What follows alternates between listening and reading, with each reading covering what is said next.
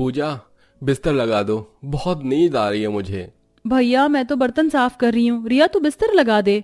अगर तू बर्तन साफ कर रही है तो मैं भी बाहर से कपड़े उतारने जा रही हूँ। तुम दोनों से कुछ बोलना ही बेकार है, रहने दो, मुझे बहुत नींद आ रही है और आज मेरा मूड भी ठीक नहीं है, मैं खुद ही बिस्तर लगा रहा हूं। दीप इतना बोलकर खुद ही बिस्तर लगाता है और सो जाता है। दीप को पहली बार इतना दुखी देखकर सब बड़े परेशान होते हैं और पार्वती अपनी दोनों बेटियों से कहती है, आज तुम्हारे भाई को क्या हुआ है? आज से पहले तो उसने कभी बिस्तर नहीं लगाया और आज इतनी जल्दी कैसे सो गया? पता नहीं माँ, सुबह से ही भैया का मूड ठीक नहीं है। कुछ भी बोलो तो नाराज हो जाते। आप ही बात करना सुबह इनसे। हाँ माँ, आप ही बात करके देखना, क्या पता आपको कुछ बता दे। इतना बोलकर पूजा, रिया और पार्वती भी सो जाती हैं। अगली सुबह होते ही दीप बिना किसी से बात किए घर से चला जाता है। ये देखकर पार्वती और भी ज्यादा परेशान हो जाती है। तो वहीं दूसरी ओर दीप सीधा अपनी गर्लफ्रेंड प्रिया से मिलता है। प्रिया, ये कैसी जिद है, तुम समझती क्यों नहीं हो? अभी मैं छोटी मोटी नौकरी कर रहा हूं, हमारा एक कमरे का घर है, उस कमरे में ही रसोई है, उस कमरे में हम नीचे जमीन पर सोते हैं। तुम इतने बड़े घर की लड़की हो, तुम्हारा बाथरूम सेपरेट है, तुम्हारा रूम सेपरेट है, तुम्हारे कमरे में इतना बड़ा बेड है, अलमारी है, और मेरे पास कुछ भी नहीं। दीप, मैंने तुमसे प्यार किया है, तुम्हारे पैसों से नहीं, और मुझे तुम्हारे साथ तुम्हारी गरीबी भी मंजूर है। बस अब तुम जल्दी से मुझे ये बताओ, हम शादी कब कर रहे हैं? अगर तुमने मुझसे शादी नहीं करी तो मैं तुम्हारी आंखों के सामने अपनी जान दे दूंगी। प्रिया, आज के बाद ऐसी बातें फिर कभी मत करना। अगर तुम्हें कुछ हो गया तो मैं भी जी नहीं पाऊंगा। दीप प्रिया के आगे मजबूर हो जाता है और प्रिया भी सभी को मना लेती है और बहुत जल्द शादी करके दीप के घर आ जाती है, जहां वो दीप का एक कमरे का घर देखकर खुद को बहुत अनकंफर्टेबल फील करती है। क्या हुआ भाभी, आप बड़ी परेशान नजर आ रही हैं। हाँ, वो दरअसल मेरा बहुत सारा सामान कमरे के बाहर रखा है और कमरा तो पहले से ही पूरा भरा पड़ा है। मुझे समझ नहीं आ रहा है मैं अपने कपड़े कहाँ रखूं। भाभी, हमारे कपड़े तो खुद बैग्स में भरे पड़े हैं। आप बैग अंदर ले आओ और बैग में ही अपने कपड़े रखो, क्योंकि हमारे घर में अलमारी रखने की जगह तो है नहीं। बहू तू फिक्र मत कर, तेरा कोई भी सामान चोरी नहीं होगा। तू यहाँ जो सामान जहाँ रखेगी तुझे वहीं मिलेगा। हाँ माँ जी, मुझे पता है। वैसे माँ जी, मुझे वॉशरूम जाना था कपड़े चेंज करने के लिए। वॉशरूम कहाँ है? वॉशरूम तो बेटा कमरे के बाहर ही है। जा पूजा बेटा, जल्दी से भाभी को वॉशरूम दिखा दे ताकि वो कपड़े बदल सके। क्या वो जो बाहर वॉशरूम है, मुझे उसी में ही अपने कपड़े बदलने होंगे? हाँ भाभी, यहाँ तो एक ही वॉशरूम है और उसी को हम सब यूज करते हैं और आपको भी वही यूज करना होगा। हाँ, मैं तो भूल ही गई थी, बताया था मुझे दीप ने इस बारे में भी। इतना बोलकर प्रिया कपड़े चेंज करने के लिए वॉशरूम में जाती है। देखते ही देखते पूरा दिन बीत जाता है और रात को जब सब सो रहे होते हैं तो बेचारी प्रिया जमीन पर सो नहीं पाती और बार बार करवटें लेती है। क्या हुआ प्रिया, तुम्हें नींद नहीं आ रही जमीन पर? हाँ, आज से पहले मैं कभी जमीन पर सोई नहीं ना, पर तुम चिंता मत करो, बहुत जल्द मुझे इसकी भी आदत हो जाएगी। मुझे माफ करना प्रिया, मैं तुम्हें कोई फैसिलिटीज नहीं दे पा रहा। तुम्हें मेरी वजह से कितनी सारी परेशानियों का सामना करना पड़ रहा है। दीप, दुखी मत हो, मैं सब एडजस्ट कर लूंगी तुम्हारे लिए। अब तुम सो जाओ, मुझे भी नींद आ जाएगी। इतना बोलकर प्रिया सोने की कोशिश करती है और इसी तरह 2 दिन बीत जाते हैं। और एक दिन रात को जब पूजा और रिया खाना बनाने के लिए बैठती हैं तो वो घर का पंखा बंद कर देती हैं। अरे पूजा, तुमने पंखा क्यों बंद कर दिया? पहले से इतनी गर्मी हो रही है, ऊपर से तुमने पंखा भी बंद कर दिया।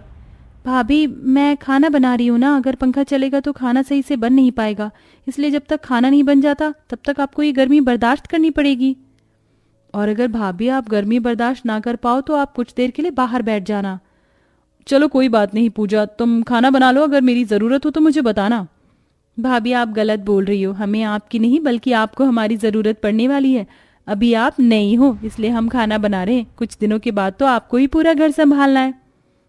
क्या मुझे? पर मुझे तो खाना बनाना आता ही नहीं है और ना ही घर का कोई काम करना आता है, मैं ये सब कैसे संभालूंगी? कोई बात नहीं बहू, अगर तुझे खाना बनाना नहीं आता तो हम है ना, हम तुझे सब सिखा देंगे। तू इधर आ, मेरे पास बैठ और देख मैं कैसे पायदान बना रही हूँ। इतना बोलकर पार्वती उसे पायदान बनाना सिखाती है। इसी तरह से कुछ दिन बीत जाते हैं और गुजरते समय के साथ प्रिया धीरे धीरे घर के काम करना शुरू करती है और बहुत जल्द घर के सारे काम करना भी सीख जाती है। ऐसे ही एक दिन वो सबके लिए खाना बनाती है। वाह भाभी, आज तो आपने सब्जी बहुत अच्छी बनाई है। सच में भाभी, आज आपके हाथ का खाना खाकर लग रहा है कि आप पूरी तरह से खाना बनाना सीख चुकी हैं। अरे तुम दोनों को जरा भी शर्म नहीं आती भाभी से अकेले काम करवाते हुए। तुम दोनों जानती हो ना कि तुम्हारी भाभी कितने बड़े घर की बेटी है। अगर उनके घर वालों को पता चला कि तुम दोनों अपनी भाभी से घर के सारे काम करवाती हो तो तुम्हारी भाभी के मायके वाले आकर तुम्हें डंडे से मारेंगे। रिया, पूजा, तुम दोनों डरो मत, मेरे घर वाले यहाँ नहीं आने वाले। वैसे मैं सोच रही हूँ कि क्यों ना हम कहीं दूसरी जगह एक घर ले जो 2-3 कमरे का हो, ताकि हम सबका गुजारा अच्छे से हो सके। अब बस इस एक कमरे के घर में गुजारा कर पाना मुश्किल हो रहा है। और वैसे भी अब तो दीप जी की सैलरी भी बढ़ गई है और मैंने उनसे इस बारे में बात की थी, पर माँ जी उन्होंने कहा था कि पहले मैं आपसे बात करूं। बहू, हम यहाँ से कहीं नहीं जाने वाले। आज तूने ऐसी बातें बोल दी, आइंदा से मैं ऐसी बातें ना सुनूं। ये एक कमरे का घर तेरे ससुर जी ने अपने खून पसीने की कमाई से बनाया था और मैं अपने पति की आखिरी निशानी को छोड़कर कहीं और नहीं जा सकती। माँ जी, मेरा इरादा आपके दिल को ठेस पहुंचाना नहीं था। मैं तो बस ये कहना चाहती हूँ कि कुछ दिनों में हमारा परिवार और बड़ा हो जाएगा और इतने छोटे कमरे में इतने लोगों का गुजर बसर करना मुश्किल है। कुछ मुश्किल नहीं है बहू, मैंने इस छोटे से एक कमरे के घर में ही अपने 3 बच्चों की परवरिश करी है। माँ, तुम नाराज क्यों हो रही हो? तू नहीं समझेगी बेटा। प्रिया की ऐसी बातें सुनकर पार्वती बहुत ज्यादा नाराज हो जाती है और नाराज होकर अपनी पड़ोस के घर चली जाती है। कुछ देर बाद दीप घर आता है और प्रिया इस बारे में दीप से बात करती है। मैंने अपनी जिंदगी में कभी दुख नहीं देखे, पर तुमसे शादी करने के बाद मैंने इन दुखों को खुशी खुशी अपनाया है।